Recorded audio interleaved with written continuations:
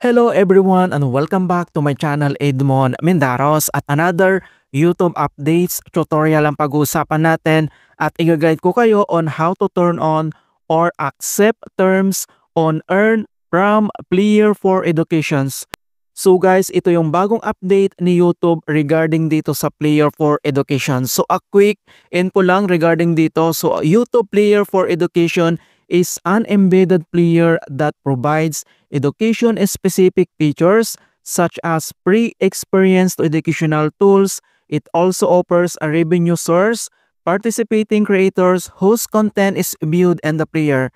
So, mas okay to sa mga nagko-content ng mga pang-educational mga kaibigan. So, like sa akin, ang content ko kasi is for tutorial regarding sa mga PC and everything. So, kaya tanggap ako dito ng terms on how to accept. Alright, kaya stay tuned ka lang at start na natin. So, ang next step ay kailangan lang natin i-open ang ating YouTube channel. And then dito lang sa top right corner, kailangan mo lang i-click dito yung ating YouTube profile icon. And then kailangan mo lang i-select dito yung YouTube Studio. And then once na-open mo na yung ating channel dashboard, so dito lang sa left side menu, and then next step ay kailangan mo lang i-locate dito yung monetization, yung $, or yung tinatawag na earn. So i-click mo lang yan. And then next step dito lang sa right side ay kailangan mo lang i-locate dito yung Player for Educations. Okay, so nandito sa huli. So i-click mo lang yan. And dito na siya mga kaibigan. Okay, so earn from Player for Educations. YouTube Player for Educations is an embedded player that provides education-specific features such as pre-experience to educational tools. Okay, so in another informations regarding yan sa bagong update YouTube mga kaibigan ay if you create educational videos or shorts, our educational partners like schools and teachers may choose to embed your content into their learning materials. Ayan, so napakagandang opportunity din to mga kaibigan sa ating mga YouTube creators. And then nandito lahat yung iba pang informations regarding dito. To be considered for inclusions and Player for Educations, your videos will need to have embedding turned on. So kailangan natin i-accept yung terms po niya bago tayo ma-considered as Player for Educations.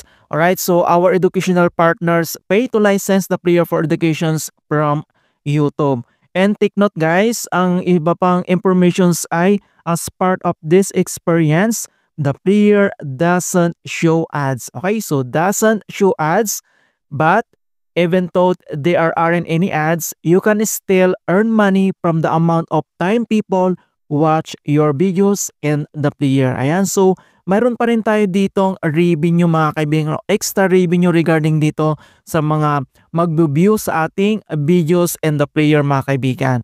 Alright, so back na tayo dito. And kung paano ba natin ito i-accept yung term, so bago natin i-accept, so kailangan mo munang pag-aralan or basahin mo yung kanyang terms and conditions regarding sa new update. Okay, so makikita mo dito yung turn on, so click mo lang yan. And then Player for Education's agreement, so nandito lahat yung mga mahalagang informations regarding dito sa bagong update. So kailangan mo lang intindihin mabuti ito at basahin mga kaibigan bago natin ito i-accept. Ayan, so 1, 2, and 3 na agreement. Ayan, so nandito lahat. And then once nabasa mo na yan lahat at okay na sa'yo, and then click mo lang dito yung box, I accept the Player for Education's terms. And then dito lang sa baba ay kailangan mo lang i-click dito yung accept. Ayan mga kaibigan. So you're earning from YouTube Player for Educations. Your earnings a share of the revenue earned from views of your content and Player for Educations.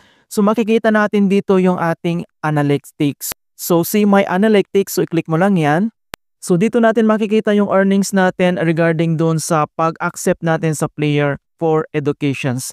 Ayan guys, so ganun lang po kasimple kung paano natin i-accept ang terms or paano natin i-turn on yung bagong updates na earn from Player for Educations. Ayan, in hope na nakapagbigay ako ng konting kaalaman at guide tungkol sa YouTube updates tutorials. Thank you guys and see you in my next tutorials.